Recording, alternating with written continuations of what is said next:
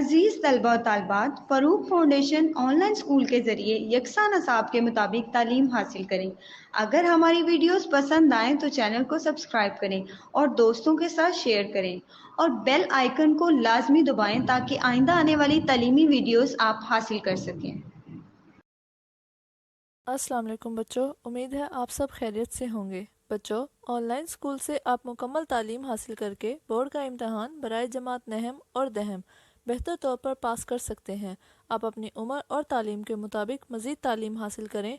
वालिदैन से फ़ोन या कंप्यूटर पर हमारी वीडियोस के ज़रिए तालीम हासिल करने की दरख्वास्त करें। रोज़ाना 1 से 2 घंटे ऑनलाइन पढ़ाई करें और जब आप स्कूल जाएंगे तो आपको मज़ीद किसी मदद की ज़रूरत नहीं होगी।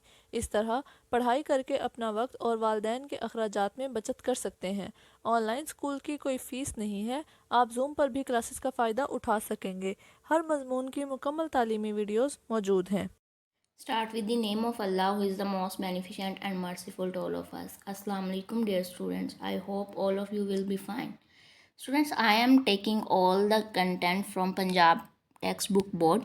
Today we will discuss about the exercise of unit number 4, which name is Unforgetable Moment of My Life. मेरी ज़िंदगी के नाकाबिले फरामोश लम्हात. Okay, students, first of all we will discuss about oral communication. In oral communication we will learn about diphthongs. Diphthongs क्या होते हैं? A diphthongs is a combination of two vowel sounds or letter in a single syllable. The sound begins with one vowel and moves towards another. डायफ्थोंग्स या diphthongs ऐसा एक combination होता है vowel sounds का या वोवल लेटर्स का जिसमें sound एक वोवल से दूसरे की तरफ जाती है. अब इसमें एग्जांपल हम देख लेते हैं. For example soil, plain, cow. Soil के अंदर O and I both are vowel letters and sound moves from O to I. In plain, A and I are vowel letters. In cow, O and W are vowel letters. Read the given sentence and pronounce the diphthongs.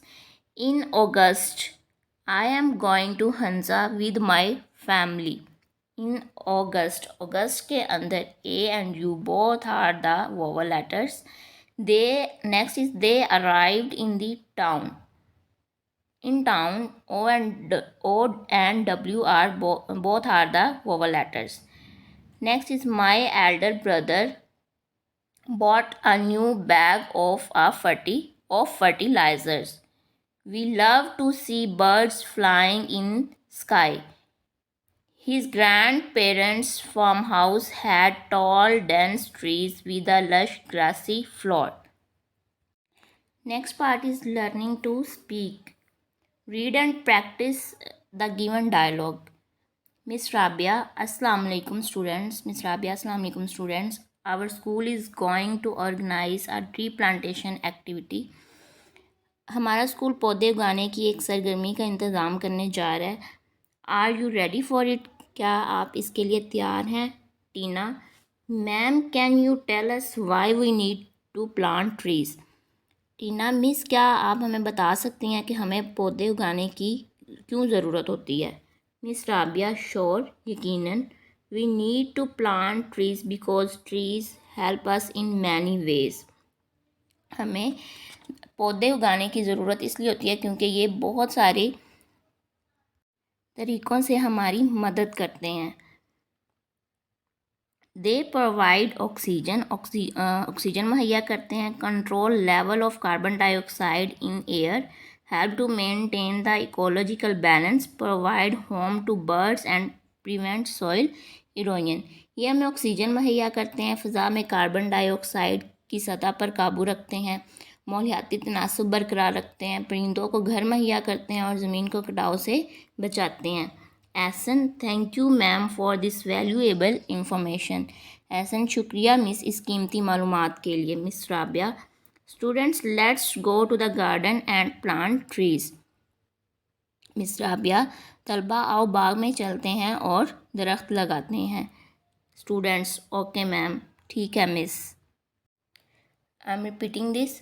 Miss Rabia, Assalamu alaikum students. Our school is going to organize a tree plantation activity. Are you ready for it?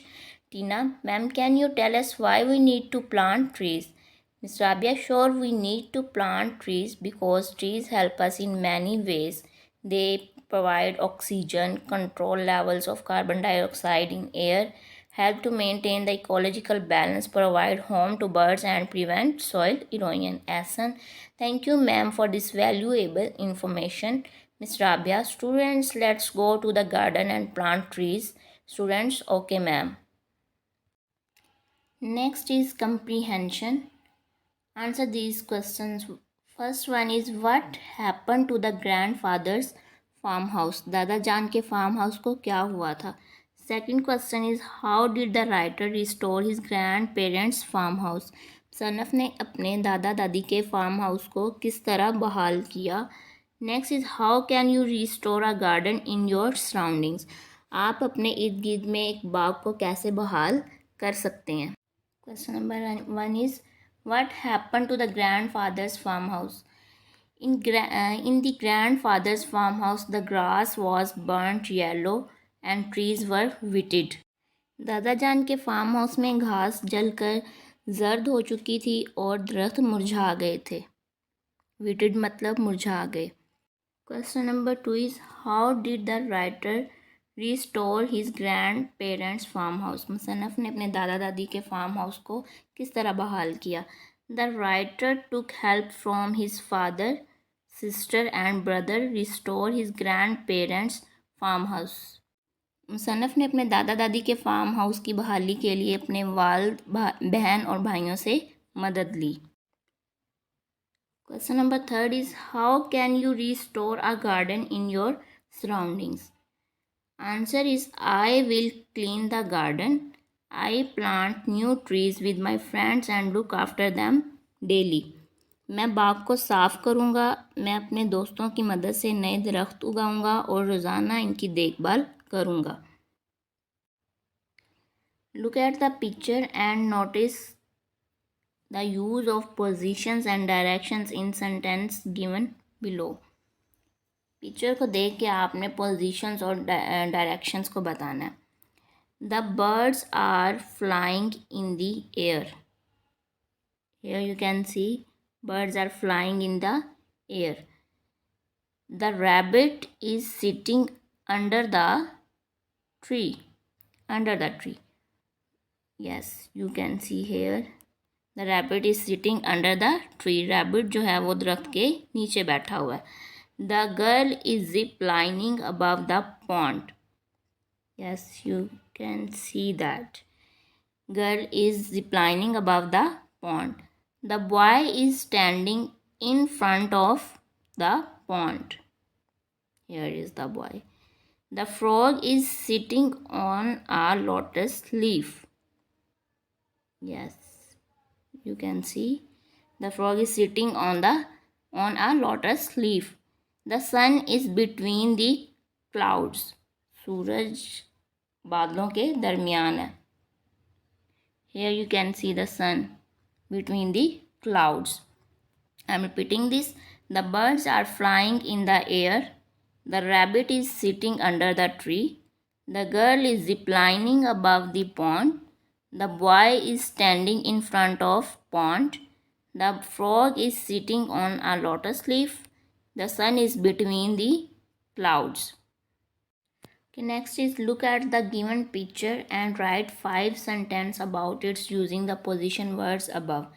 Picture को देख के 5 sentence बनाने हैं और उसके अंदर हमने use करने हैं पोजीशन वर्ड्स. पिक्चर के अंदर आपको क्या नज़र आ रहा है? डॉग हाउस नज़र आ रहा है, पॉन्ड नज़र आ रहा है, डॉग नज़र आ रहा है, ठीक है, और प्लांट्स वगैरह नज़र आ रहे हैं.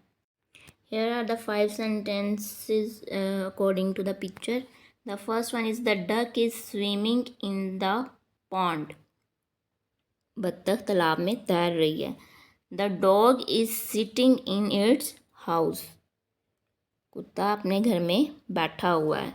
The flowers are swaying over the pond. फूल तालाब के ऊपर झूल रहे हैं. Next is the fish are in the pond. मछलियाँ तालाब में हैं. A bird is sitting on the hut. एक परिंदा झोंपड़ी के ऊपर बैठा हुआ है. I'm repeating this. The duck is swimming in the pond. In क्या है? Position word है. The dog is sitting in its house. The flowers are swaying over the pond. The fish are in the pond. A bird is sitting on the hut. On क्या है? Position word है. Next is write a sentence to describe each picture. ठीक है, हर तस्वीर को बयान करने के लिए एक जुमला लिखें. तो फर्स्ट पिक्चर में आपको क्या नज़र आ रहा है? The boy is watering the plant. लड़का पौधे को पानी दे रहा है. सेकंड पिक्चर में हमें क्या नज़र आ रहा है? सेकंड पिक्चर में हमें नज़र आ रहा है the man is planting a seedling. आदमी क्या कर रहा है? एक पौधा उगा रहा है. नेक्स्ट स्लाइड पे आपको इसके आंसर मिल जाएंगे. Yes, here you can see.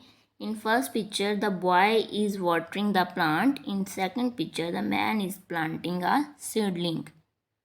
Okay, next question is read the lesson again and fill in the blanks with correct option. सबक को दोबारा पढ़ें और दुरुस्त इंतखाब के साथ खाली जगह को पूर्ण करें.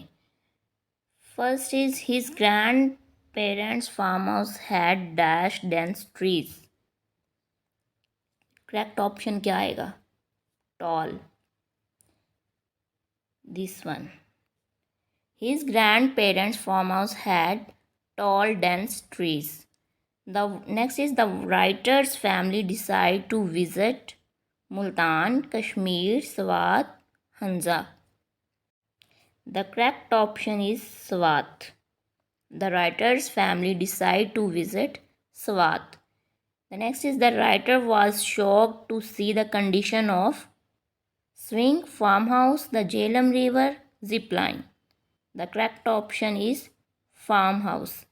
The writer was shocked to see the condition of the farmhouse.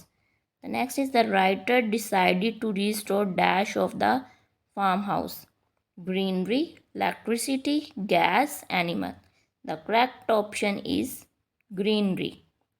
Okay, the next is the writer had dash siblings. 2. The correct option is 2. The writer had 2 siblings. Next is read the given words with their meanings and practice them in your conversation. First is exotic. Exotic mean brightly colored, exciting and unusual. Vivid, very bright, shocked, very surprised, opt, choose. Next is anagrams. What is meant by anagrams? An anagram is a word that is made by rearranging the letters of an other word. Anagram एक ऐसा word होता है जो किसी दूसरे word के letters को rearrange करके बनता है. ठीक है, दोबारा से तरतीब देने से जो एक नया वर्ड बनता है उसे हम कहते हैं anagram. Read the given anagrams. Nest.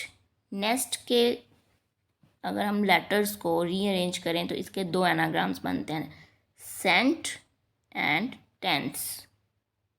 Silent. Silent के भी 2 एनाग्राम बनते हैं. Enlist and listen. Flow. Flow के 2 एनाग्राम्स हैं. Foul, wolf. टीम. टीम के एनाग्राम्स हैं mate and meet. Make arrangements from the given word make anagrams from the given words.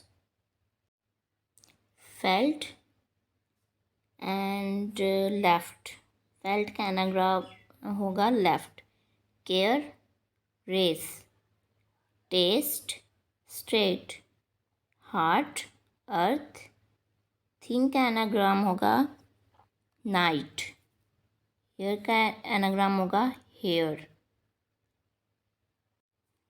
You can see here felt, left, care, race, taste, state, heart, earth, think, night, here, here. Next is fill in the missing letters to complete the words and learn their spelling. अल्फाज को मुकम्मल करने के लिए खाली जगह पुर करें और इनके ये याद करें। First is exotic, O X के बाद आएगा O, okay. Next is experience, E के बाद आएगा एक्स और ई से पहले आएगा C, EXPERINCE, experience.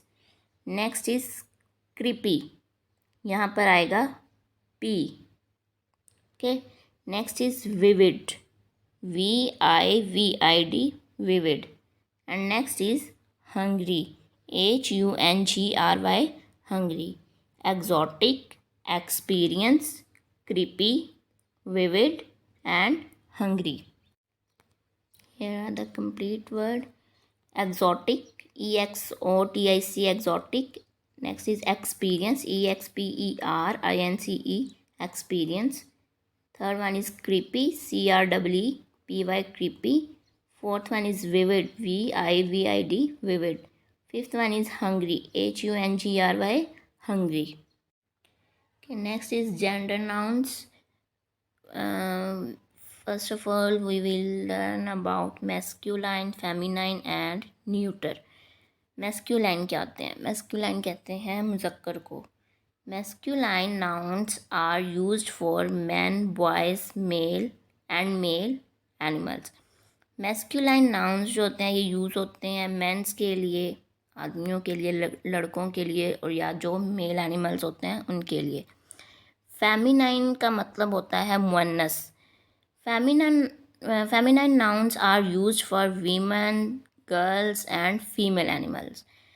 Feminine nouns को हम यूज़ करते हैं औरतों के लिए, लड़कियों के लिए या फीमेल एनिमल्स के लिए.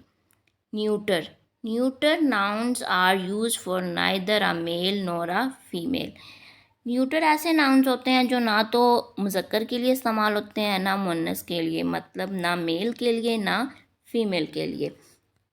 चलें जी, read the following use of gender nouns. My nephew is learning to ride a bicycle. We stayed in a hotel. Raza met his aunt last year. There is a lioness in the zoo. Nephew क्या है? Masculine है. Aunt क्या है? Feminine है. Hotel क्या है? Neuter है. Lines क्या है? ये मैस्कुलाइन है. Ali's grand father lived in Jhelum. Grand father क्या है? मैस्कुलाइन है. There are many trees in the farm house. Okay, next is classify the given gender nouns and write them in their respective column.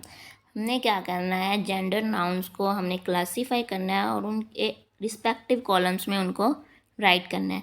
यहाँ पर सारे के सारे आपको जेंडर नाउन्स दे दिए गए हैं. First one is king. King क्या है? King is masculine. Lioness, lioness क्या है? फेमिनाइन है. ट्री न्यूटर है. मिल्कमेड फेमिनाइन है. चेयर न्यूटर है. ठीक है. Pencil is also neuter. Uncle is masculine. Lion masculine. Niece भतीजी को कहते हैं, फेमिनाइन है. Prince masculine. Goose feminine. Desk neuter. यहाँ पर मैंने सारे के सारे मैस्कुलाइन, फेमिनाइन और न्यूट्रल को क्लासीफाई कर दिया जो हमने अपनी प्रीवियस स्लाइड पर पढ़ा. मैस्कुलाइन कौन कौन से थे? King, uncle, lion, prince. Feminine क्या क्या था उनमें? Lioness, milkmaid, niece, goose. Neutral क्या क्या था? Tree, chair, pencil, desk. Next is read the given sentences and notice their structure. Sentences को पढ़ के उनके स्ट्रक्चर्स को हमने देखना है. First is Tauqeer planted a tree. इस सेंटेंस के अंदर तोकीर क्या है? सब्जेक्ट है. प्लांटेड उगाना वर्ब है. और आ ट्री ये क्या है? डायरेक्ट ऑब्जेक्ट है. Next structure is subject, verb, indirect object and direct object. Grand mother told the children a story. इस सेंटेंस के अंदर ग्रैंड मदर क्या है? सब्जेक्ट है. टोल्ड बताना, मतलब एक तरह का ये काम है, तो ये वर्ब है। द चिल्ड्रन, चिल्ड्रन क्या है, इनडायरेक्ट ऑब्जेक्ट है, और स्टोरी क्या है, डायरेक्ट ऑब्जेक्ट है। Read me. A simple sentence has a subject, a verb and object. एक सिंपल सेंटेंस के अंदर सब्जेक्ट होता है, एक वर्ब होता है और एक ऑब्जेक्ट होता है। Sentence can sometimes have two object. बाज़ औक़ात एक सेंटेंस के अंदर दो ऑब्जेक्ट भी हो सकते हैं, direct object and indirect object. उनमें एक डायरेक्ट ऑब्जेक्ट होगा और दूसरा इनडायरेक्ट ऑब्जेक्ट होगा। सब्जेक्ट, सब्जेक्ट क्या होता है, समबडी और something that performs an action. जो कोई काम कर रहा होता है, कोई एक्शन परफॉर्म कर रहा होता है, उसे क्या कहते हैं, subject. And next is verb, shows an action. काम को क्या कहते हैं, verb. Indirect object, a noun और pronoun for whom the action is done. Indirect object, a noun और pronoun for whom the action is done. इस एक इसम या इसम ज़मीर जिसके लिए काम किया जाता है। इनडायरेक्ट ऑब्जेक्ट, डायरेक्ट ऑब्जेक्ट क्या होता है, हु एवर और what ever receive an action directly.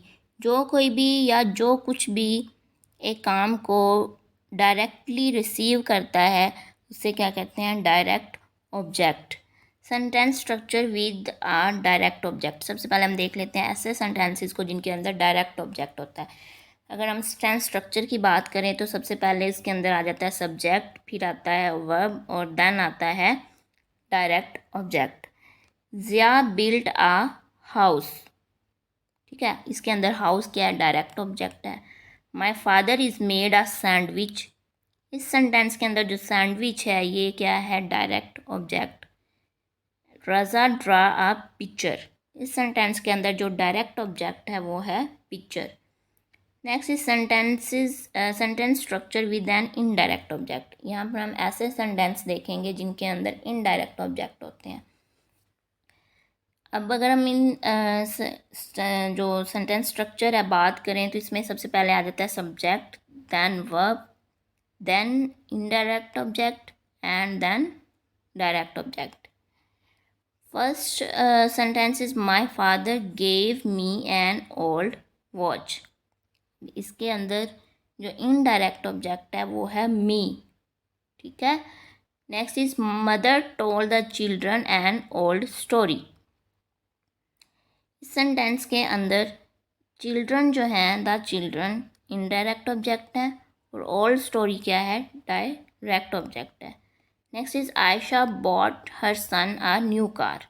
Sentence के अंदर her son is indirect object and new car is direct object. Next question is write 5 sentences with direct and indirect object in your notebook. आपने अपनी notebook में 5 sentences लिखने हैं जिसके अंदर direct object होगा और 5 sentences ऐसे लिखने हैं जिनके अंदर indirect object होगा। यहाँ पर मैंने वो 5 sentence लिखे हैं, राइट किए हैं आपके लिए, जिनके अंदर direct object है। Ali won a prize। I ate a mango। Prize क्या है, डायरेक्ट ऑब्जेक्ट है। मैंगो क्या है, डायरेक्ट ऑब्जेक्ट है। We played hockey. हॉकी क्या है, डायरेक्ट ऑब्जेक्ट है। Sara watched a drama. इसमें ड्रामा क्या है, डायरेक्ट ऑब्जेक्ट है। Ahmad learned a story. इस सेंटेंस के अंदर स्टोरी क्या है, एक डायरेक्ट ऑब्जेक्ट है। यहाँ पर ऐसे 5 सेंटेंसेस दिए गए हैं जिनके अंदर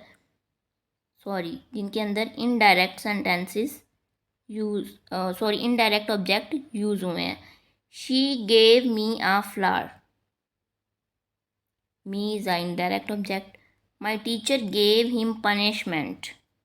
हिम इनडायरेक्ट ऑब्जेक्ट है। Ali bought his son a present. Aqsa gave Ali a new pen. Hamza passed Umar a ball. Next is capitalization. Capitalization क्या होता है, the names of stories and books are proper nouns, they are written in capital letters. Stories name या books names जो होते हैं ये proper names होते हैं। प्रॉपर नेम्स प्रॉपर नाउन्स किसे कहते हैं? इसमें मार्फा को कहते हैं। They are written in capital letters, इनको कैपिटल लेटर से लिखा जाता है। Read the following titles of books and observe the use of capital letters, कि हमने बुक्स के टाइटल्स को पढ़ना है और फिर हमने देखना है कि इनके अंदर किस तरह से कैपिटल लेटर्स।